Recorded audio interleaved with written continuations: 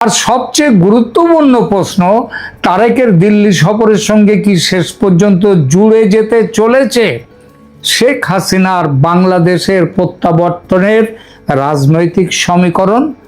খবর কিন্তু তেমনই। আর আজকের আলোচনা শুধু তারেকের দিল্লি সফর নয়, তাদের আলোচনা শেখ হাসিনার বাংলাদেশে ফেরার রাজনৈতিক সমীকরণ কিভাবে জুড়ে যাচ্ছে সেই বিষয় নিয়ে। দেখুন, স্বাস্থ্যমন্ত্রীর ঘরে গিয়েছেন দীনেশ ত্রিবেদী, কিন্তু বার্তা দিচ্ছেন প্রধানমন্ত্রী তারেক রহমানের জন্য।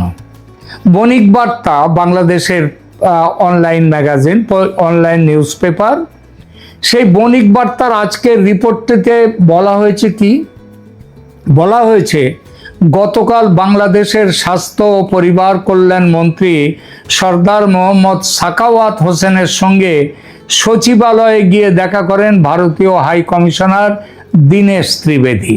বৈঠকটি ছিল সৌজন্যমূলক এবং আরও একটা বড় কথা, কলকাতায় শিখা ইন নামের যে হোটেলে, সেখানে 9 জন অগ্নিকাণ্ডে 9 জন পুড়ে মারা গেছেন, তার মধ্যে 7 জন বাংলাদেশের, এবং তাদের সম্পর্কে তাদেরকে ক্ষতিপূরণ দেয়া ইত্যাদি ব্যাপারগুলো নিয়েও স্বাস্থ্যমন্ত্রীর সঙ্গে আলাপ করেছেন দীনেশ ত্রিবেদী।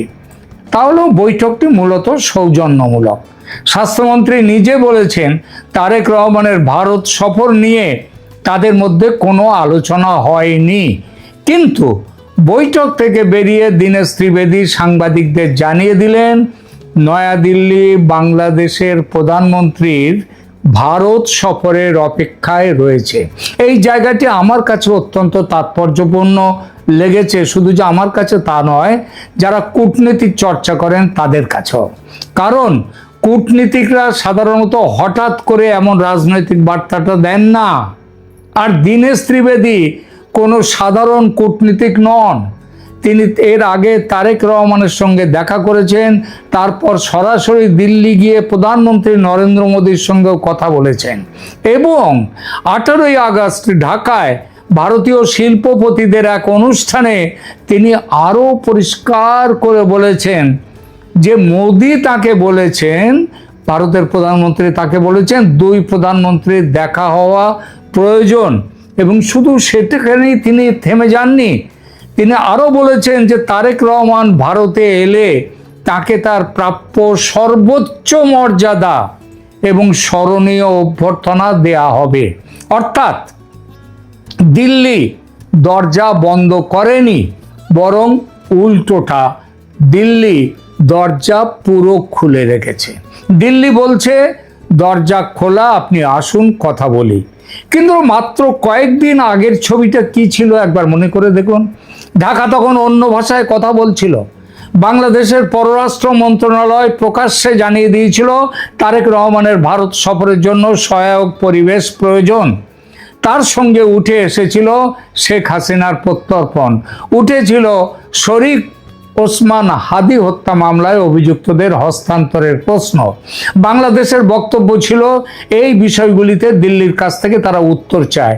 কিন্তু এখানেই তৈরি হয়েছিল কূটনৈতিক অচল অবস্থা।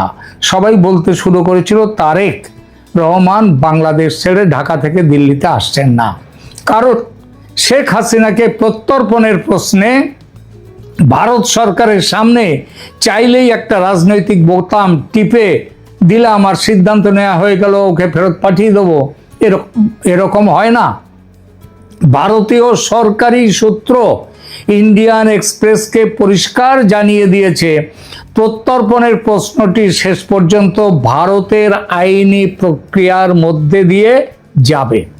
2013 সালের ভারত বাংলাদেশ প্রত্যর্পণ চুক্তি রয়েছে, কিন্তু কোনো মানুষকে তুলে দিয়ে দিলাম, ব্যাপারটা তো এত সহজ নয়। আর সে মানুষ যদি আবার হন শেখ হাসিনার মতো মানুষ, ভারতীয় আদালত দেখবে অভিযোগগুলি ভারতীয় আইনে এক্সট্রাডাইট করার জন্য, তাকে বহিষ্কার করার জন্য সেই রকম কোনো অপরাধ তিনি করেছেন কিনা, প্রাইমা ফেসি মামলা রয়েছে কিনা, এবং ট্রিটি এবং এক্সট্রাডিশন অ্যাক্ট এর প্রয়োজনীয় শর্ত পূরণ হচ্ছে কিনা। অর্থাৎ তারেক রহমান যদি বলেন আগে হাসিনাকে আমার হাতে তুলে দিন, তারপর আমি দিল্লি যাব, তাহলে দিল্লির পক্ষে বলা সম্ভব আপনার সফর রাজনৈতিক ও কূটনৈতিক বিষয়। কিন্তু হাসিনার প্রত্যর্পণ বা শেখ ওসমান হাদির তাদের প্রত্যর্পণ, তাদের হত্যাকারীর প্রত্যর্পণ একটি আইনি প্রক্রিয়া, এই দুটোকে এক করে ফেলবেন না। আর এখানেই তারেক রহমানের সামনে তৈরি হয়েছে ফাঁদ। একবার ভাবুন, আপনি বাংলাদেশের প্রধানমন্ত্রী, আপনার দেশের সবচেয়ে বড় প্রতিবেশী ভারত, বিদ্যুৎ থেকে জ্বালানি, বাণিজ্য থেকে ট্রানজিট, সীমান্ত থেকে নদীর জল, প্রতিটি গুরুত্বপূর্ণ প্রশ্নে ভারতের সঙ্গে আপনার আলোচনা প্রয়োজন। সেই ভারতের প্রধানমন্ত্রী আপনাকে আমন্ত্রণ জানিয়েছেন, ভারতের রাষ্ট্রদূত প্রকাশ্যে বলছেন আপনাকে সর্বোচ্চ সম্মান দেয়া হবে, আমরা আপনার অপেক্ষায় রয়েছি। তারপরেও আপনি যদি বলেন না, আগে আমার শর্ত মানুন তারপর যাব, তাহলে প্রশ্ন উঠবে ক্ষতিটা কার হচ্ছে, ভারতের না বাংলাদেশের?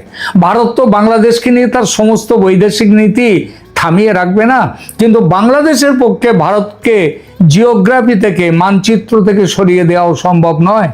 চীনকে কাছে আনা যায়, পাকিস্তানের সঙ্গে সম্পর্ক বাড়ানো যায়, আমেরিকার সঙ্গে সম্পর্ক তৈরি করা যায়, কিন্তু বাংলাদেশের পশ্চিম, উত্তর এবং পূর্বের বিরাট অংশ জুড়ে যে দেশটা দাঁড়িয়ে আছে, সেই ভারতকে মানচিত্র থেকে মুছে ফেলা যায় না।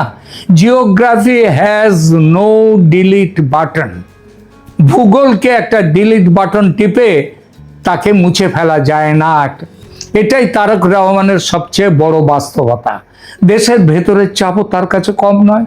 এই জায়গায় আরও একটি গুরুত্বপূর্ণ তথ্য, প্রথম আলোর প্রতিবেদনে ভারতীয় সংবাদ মাধ্যমের সূত্র উদ্ধৃত করে বলা হয়েছে, জ্বালানি সংকট সহ বিভিন্ন অভ্যন্তরীণ সমস্যার কারণে তারেক সরকার ভীষণ চাপের মধ্যে রয়েছে। প্রত্যেক দিন সেখানে মিছিল, মিটিং হচ্ছে ঢাকার বুকে, অন্যান্য শহরে। সেখানে তারেক রহমানের বিরুদ্ধে স্লোগান আসছে, তাকে গদি ছাড়তে বলা হচ্ছে যদি সমস্যা না মেটায়।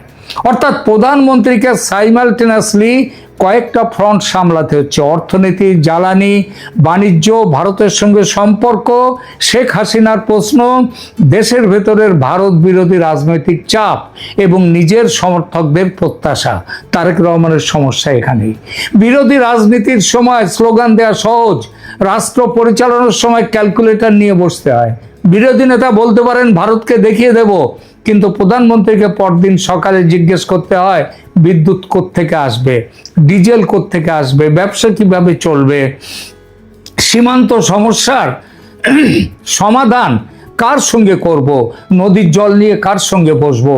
এই পার্থক্যটা সম্ভবত এখন তারেক রহমান খুব দ্রুত শিখে ফেলছেন বা বুঝছেন। এবার দেখুন দিল্লির কৌশলটা।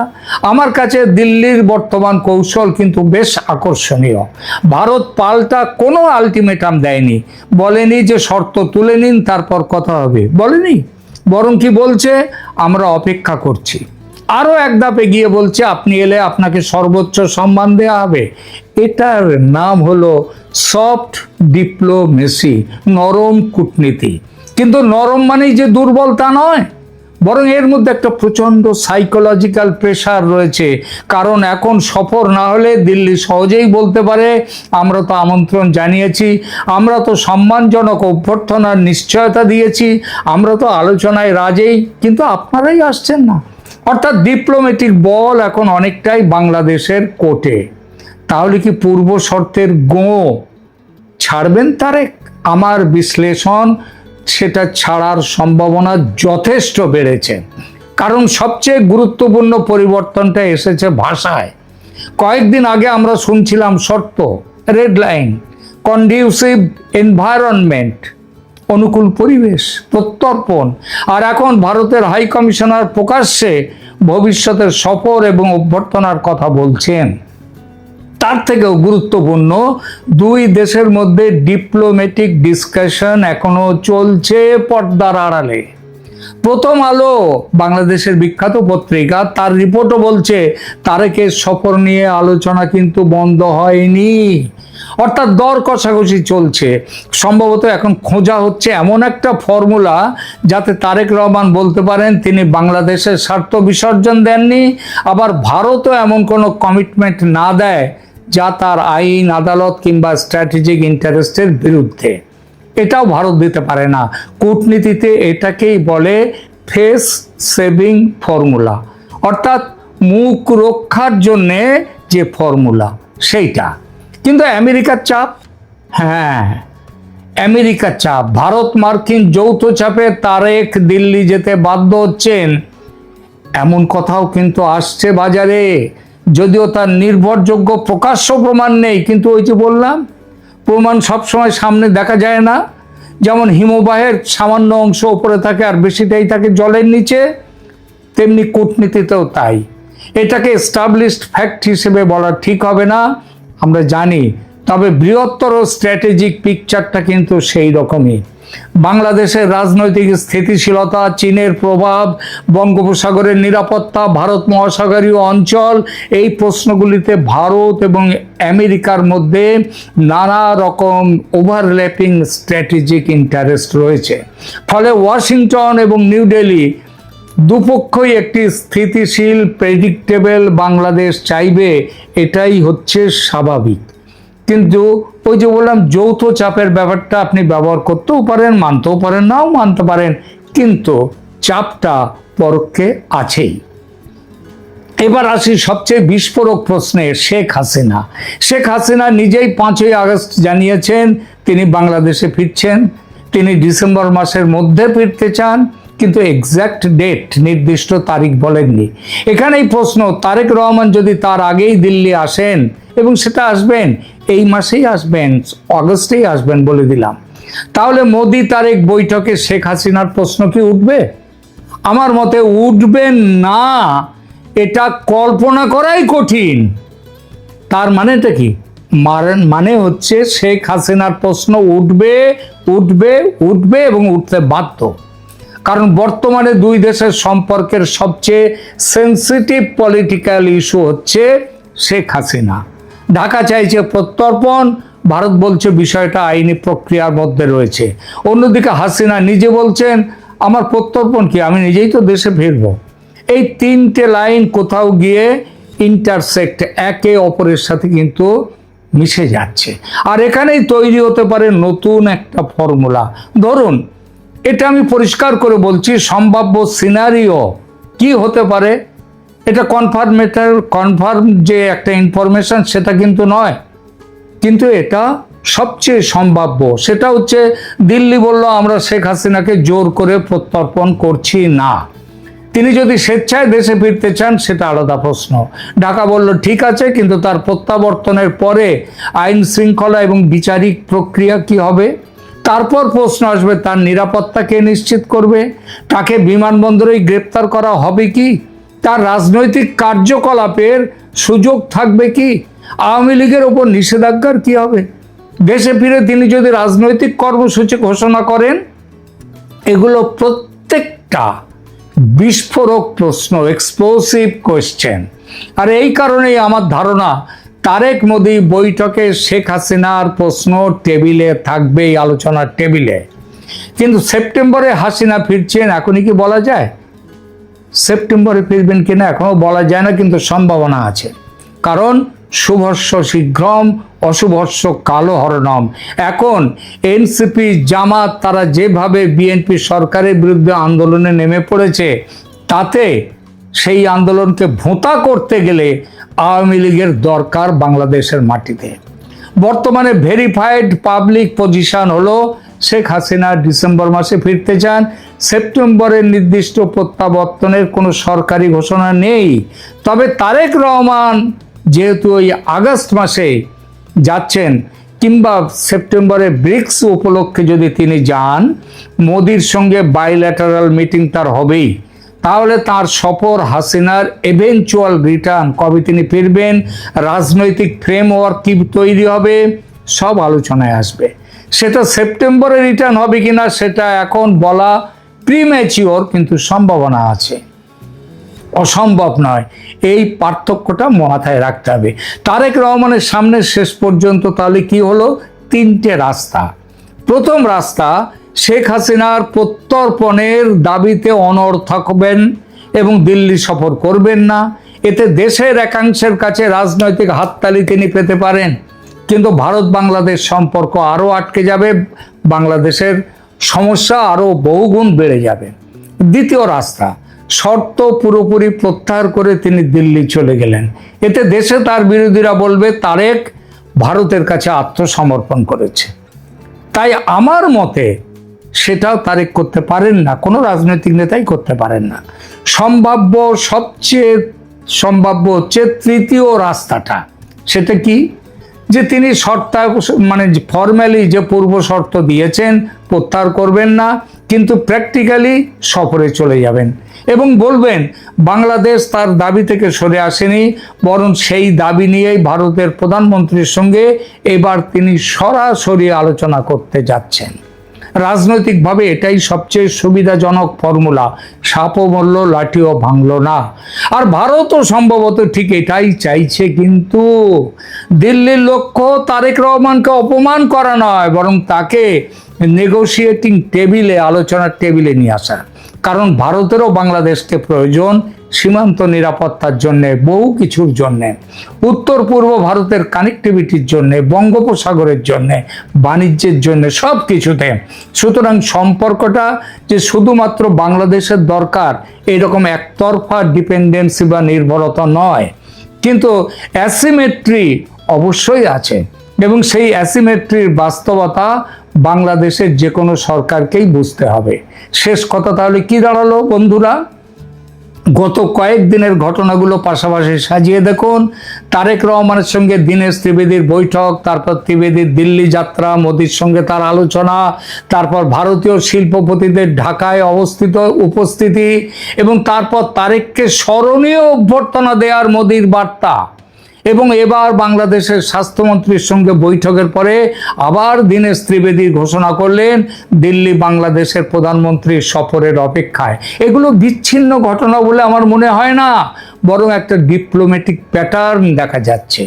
দিল্লি তারেক রহমানকে একটা কথাই সম্ভবত বোঝাতে চাইছে, আপনি বাংলাদেশের প্রধানমন্ত্রী, আপনাকে আমরা সেই মর্যাদাতেই গ্রহণ করতে প্রস্তুত, কিন্তু সমস্যার সমাধান শর্ত ছুড়ে দিয়ে নয়, টেবিলে বসে হবে। এখন সিদ্ধান্ত তারেক রহমানের। তিনি তার ওই লোকাল পলিটিক্স, ডোমেস্টিক পলিটিক্সের চাপ মেনে দিল্লিকে দূরে সরিয়ে রাখতে পারবেন না, তাকে যেতে হবে, এবং বৈঠকে শেখ হাসিনাকে নিয়েও আলোচনা করতে হবে, এবং অনেক কিছু বিষয় আলোচনা করতে হবে। সেই আলোচনায় যদি আসে যে একটা কুলিং পিরিয়ড 2-3 মাসের দিয়ে সেপ্টেম্বরের বদলে ডিসেম্বরে ফেরার কথা যদি শেখ হাসিনার হয়, তাহলে সেটাও হতে পারে, কিন্তু আলোচনার টেবিলে ঠিক হবে তারেক রহমানের সঙ্গে মোদির বৈঠকে। আর এখানেই আগামী কয়েক সপ্তাহ বাংলাদেশের রাজনীতিতে সবচেয়ে বড় প্রশ্ন। এখন আমরা এইটাই দেখব। তবে নিশ্চিতভাবেই আজকে আমি বলছি তারেক রহমান দিল্লি সফরে যাচ্ছেন, মোদির সঙ্গে বৈঠকে বসছেন। সেই বৈঠকের অন্যতম আলোচ্য বিষয় শেখ হাসিনা কিভাবে দেশে ফিরবেন এবং কবে ফিরবেন। 2023 সালের নভেম্বরে প্রথম বাংলাদেশি হিসেবে এবং দ্বিতীয় নারী হিসেবে বিশ্ব স্বাস্থ্য সংস্থার south east Asian regional director হিসেবে নির্বাচিত হয়েছিলেন প্রধানমন্ত্রী শেখ হাসিনার কন্যা সায়মা ওয়াজেদ পুতুল। 10টি দেশের মধ্যে তিনি 8টি দেশের ভোট পেয়েছিলেন, এবং সেই থেকে তিনি অত্যন্ত কৃতিত্বের সাথে তার দায়িত্ব পালন করছিলেন। কিন্তু 2024 সালের আগস্টে বাংলাদেশে রেজিম চেঞ্জ এবং ডক্টর ইউনূস যখন জোরপূর্বক ক্ষমতা দখল করলেন, তখন তিনি ব্যক্তিগত প্রতিহিংসাকে বাস্তবায়িত করবার জন্য শুধুমাত্র যে শেখ হাসিনার উপরেই চড়াও হলেন তা না, তিনি তার ছেলে মেয়ে আত্মীয় স্বজন যতদূর তার কাছাকাছি আছে সবার উপরেই তিনি প্রতিশোধ পরায়ণ হয়ে উঠলেন।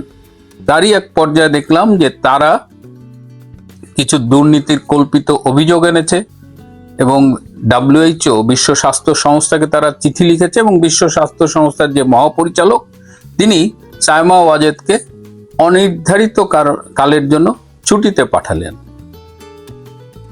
এখন কাউকে বা যে কোনো অভিযোগের কারণে ছুটিতে পাঠানো হয়তো বিশ্ব স্বাস্থ্য সংস্থার বিধিতে আছে, কিন্তু আজ অবধি তার বিরুদ্ধে কোনো নিরপেক্ষ তদন্ত করা হয়নি। সাইমা ওয়াজেদের বিরুদ্ধে আনিত অভিযোগ সত্য কিনা সেজন্য তদন্তে প্রমাণ হতে হবে। কিন্তু সাইমা ওয়াজেদের পক্ষ থেকে অনেকবার বিশ্ব স্বাস্থ্য সংস্থার মহাপরিচালকের সাথে যোগাযোগ করা হয়েছে, তাকে চিঠি দেওয়া হয়েছে, কিন্তু আজ অবধি কোনো উত্তর তিনি পাননি। বরং সাইমা ওয়াজেদ পুতুলের এই পদে পুতুলকে ছুটিতে পাঠিয়ে আরেকজনকে নিয়োগ দেওয়া হয়েছে ভারপ্রাপ্ত পরিচালক হিসেবে। স্বভাবতই প্রশ্ন উঠেছে যে একটি পদে কেন দুজনকে বেতন দেওয়া হবে, এবং 60টি দেশ এখন প্রশ্ন তুলেছে যে কেন সাইমা ওয়াজেদ পুতুল একজন নির্বাচিত আঞ্চলিক পরিচালক, তাকে কেন উইদাউট এনি ভ্যালিড রিজন, কোনো তদন্ত নাই, কিচ্ছু নাই, তাকে স্রেফ ছুটিতে রাখা হয়েছে। তো এখন এই প্রতিবাদের মুখে বিশ্ব স্বাস্থ্য সংস্থা কিন্তু নড়ে চড়ে বসেছে।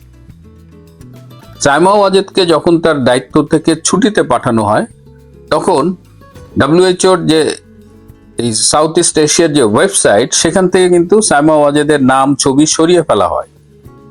রিসেন্টলি সাইমা ওয়াজেদের নাম এবং ছবি কিন্তু ওয়েবসাইটে আবার আপ করা হয়েছে। এর দ্বারাই বোঝা যায় যে WHO কিরকম চাপের মুখে আছে। এখন অনেকেই বলছেন যে সাইমা ওয়াজেদের উচিত ইন্টারন্যাশনাল লেবার অর্গানাইজেশনের যে ট্রাইব্যুনাল আছে সেখানে মামলা করা, কারণ বিশ্ব স্বাস্থ্য সংস্থার যে চাকরি বিধি আছে বা আন্তর্জাতিক এসব সংগঠনে যারা কাজ করে তাদের জন্য যে চাকরি বিধি, তাতে কিন্তু এই ধরনের যে পুতুলকে যেভাবে অনির্ধারিত ছুটিতে পাঠিয়ে দেওয়া আছে, এই সুযোগগুলো কিন্তু এভাবে নেই, কোনো তদন্ত নেই, কিছু নাই। এবং এটা নিঃসন্দেহে আন্তর্জাতিক যে চাকরি বিধি বা WHO যে সার্ভিস রুল, সবকিছুর বিপক্ষে এটা গেছে। এবং এটা যদি কোর্টে যায় তাহলে নিশ্চিত করে বলা যায় যে বিশ্ব স্বাস্থ্য সংস্থা বিপদে পড়বে। এটাও বলা হচ্ছে যে কোনো দেশের আভ্যন্তরীণ রাজনীতির কারণে এসব আন্তর্জাতিক পদগুলো তো এভাবে এফেক্টেড হতে পারে না, তাহলে তো ঠিকমতো কাজই করা যাবে না। একটা দেশের সরকার পরিবর্তন হলো, আর যেহেতু এটা একটা ইলেক্টেড পোস্ট, একদম 2024 থেকে 2029-এর শুরুর দিক পর্যন্ত সাইমা ওয়াজেদের এই পদে থাকার কথা। এখন ভারত, মালদ্বীপ, নেপাল, ভুটান, এরকম 7টি দেশ এই ব্যাপারে সোচ্চার রয়েছে। এখন দেখা যাক বিশ্ব স্বাস্থ্য সংস্থা তাদের এই অন্যায়ের সংশোধন করেন কিনা, কিংবা সাইমা ওয়াজেদ তিনি ইন্টারন্যাশনাল লেবার অর্গানাইজেশনের ট্রাইব্যুনালে যান কিনা। অনেকেই তাকে ট্রাইব্যুনালে যাওয়ার জন্য পরামর্শ দিচ্ছেন। আজকে ভয়াল 21শে অগস্ট। আমার মনে পড়ে যে 2004 সালের 21শে অগস্ট, তখন আমি ক্যানবেরায় আমার PhD শেষ বছর। হঠাৎ ঢাকা থেকে আমার প্রাক্তন সহকর্মী তানভীর ফোন করে বললেন, মিল্টন ভাই, এরকম আওয়ামী লীগ অফিসের সামনে বোমা হামলা হয়েছে। তখনও শিওর না এটা গ্রেনেড নাকি। শেখ হাসিনা বেঁচে আছেন কিনা এই ব্যাপারটা এখনো কেউ নিশ্চিত করে বলতে পারছে না। তা আমাদের তখন বেশ রাত, ভয়াবহ এই সংবাদ। তো এখন তো আজকে আমরা জানি মুফতি হান্নান তিনি স্বীকারোক্তি দিয়ে গেছেন, হাওয়া ভবনে বঙ্গবন্ধুর অন্যতম খুনি মেজর নূর, তারেক রহমান, বিএনপি নেতা আব্দুল সালাম পিন্টুর ভাই মাওলানা তাজউদ্দিন, জামাতের নেতা আলী আহসান মুজাহিদ, এরকম কয়েকজন মিলে একদম পরিকল্পিতভাবে এই 2004 সালের 21শে অগস্ট এই গ্রেনেড হামলাটা করা হয়েছিল। গ্রেনেড এসেছিল পাকিস্তান অর্ডিন্যান্স ফ্যাক্টরিতে তৈরি আরজেস গ্রেনেড। এটি এনেছিলেন মাওলানা তাজউদ্দিন। এবং সেই দিন আওয়ামী লীগের জনসভার জন্য আর কোথাও অনুমতি দেওয়া হয় নাই, কোনো স্টেজ বানাতে দেয় নাই। সো ট্রাকের উপরে একটা অস্থায়ী স্টেজ বানিয়ে সেখানে যখন শেখ হাসিনা বক্তৃতা শেষ করেছেন তখনই উপর্যুপরি গ্রেনেড হামলা হয় এবং 13টা গ্রেনেড চার্জ করা হয়েছিল, যার মধ্যে 10টি বিস্ফোরিত হয়েছিল, 3টি বিস্ফোরিত হয়নি, কিন্তু সেই 3টিকেও পরে আলামত হিসেবে সংরক্ষণ না করে সেগুলোকে ধ্বংস করে দেওয়া হয়েছিল। এবং এই হামলার মূল উদ্দেশ্যই ছিল যে শেখ হাসিনা সহ আওয়ামী লীগের কেন্দ্রীয় নেতৃবৃন্দকে নির্মূল করে দেওয়া, যাতে আওয়ামী লীগ আর রাজনীতিতে সোজা হয়ে দাঁড়াতে না পারে। শেখ হাসিনার উপরে কমপক্ষে 20 বার হামলা করা হয়েছে তাকে হত্যা করার জন্য। তবে তার মধ্যে ভয়াবহ যেগুলো ছিল, 1988 সালের 24শে জানুয়ারি চট্টগ্রামে, 2004 সালের 21শে অগাস্ট ভয়াবহ, এবং এখন যোগ হয়েছে 2024-এর 5ই অগাস্ট। ওই দিন তো তাকে হত্যার পরিকল্পনা করা হয়েছিল বলে এখন শোনা যাচ্ছে। সেখানে আওয়ামী লীগের নেত্রী আইবি রহমানও আহত হয়েছিলেন এবং তিনি 58 ঘন্টা মৃত্যুর সাথে পাঞ্জা লড়ে মৃত্যুবরণ করেন। সবচেয়ে দুঃখজনক ঘটনা হলো সেই গ্রেনেড হত্যাকাণ্ডের বিচার কিন্তু নিম্ন আদালতে হয়েছিল। সেদিন 24 জন মারা গিয়েছিল সেই ঘটনায়, গ্রেনেড হামলায়। তারপরে সেখানে অনেককে মৃত্যুদণ্ড দেওয়া হয়েছে, যাবজ্জীবন দেওয়া হয়েছে। কিন্তু আজকে তারা কোনো রকমের আইনি প্রক্রিয়াকে তোয়াক্কা না করে সম্পূর্ণ মুক্তি পেয়ে গেছে, এবং এই মুক্তি দিয়েছে ডক্টর ইউনূস এবং আসিফ নজরুল। আজকের প্রধানমন্ত্রী তারেক রহমান এই গ্রেনেড হামলায় যাবজ্জীবন কারাদণ্ডপ্রাপ্ত।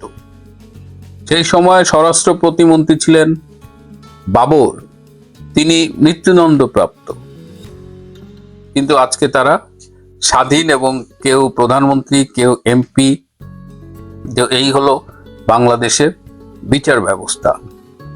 গতকাল আমি শো করিনি, এমনিতেই খুব মন খারাপ ছিল দীপুমণি আপার হাজব্যান্ডের মৃত্যু নিয়ে। আজ সকালে একদম ভোরে আমাদের এক বড় ভাই, জনস্বাস্থ্য বিশেষজ্ঞ ডাক্তার খায়রুল ইসলাম, তিনি মারা গেছেন। এই মৃত্যুগুলো আমাকে খুব বিষণ্ণ করে রাখছে। আজকে এই রেকর্ডিং এর আগে ব্রিসবেনে আমাদের শ্রদ্ধেয় প্রফেসর আলাউদ্দিন ভাই ছিলেন, তার স্মরণ সভা হলো। সব মিলিয়ে একদিকে বিষণ্ণ, এবং গতকাল আমি শোটি করতে পারিনি, অনেকেই জানতে চেয়েছেন কি হয়েছে। আর আজকে তো সেই 21শে অগাস্ট, যারা মারা গেছেন তাদের শ্রদ্ধার সাথে স্মরণ করি, তাদের আল্লাহ বেহেশত নসিব করুক। এবং 21শে অগাস্ট যারা ঘটিয়েছিল তাদের আজ না হোক কাল নিশ্চয়ই বিচার হবে।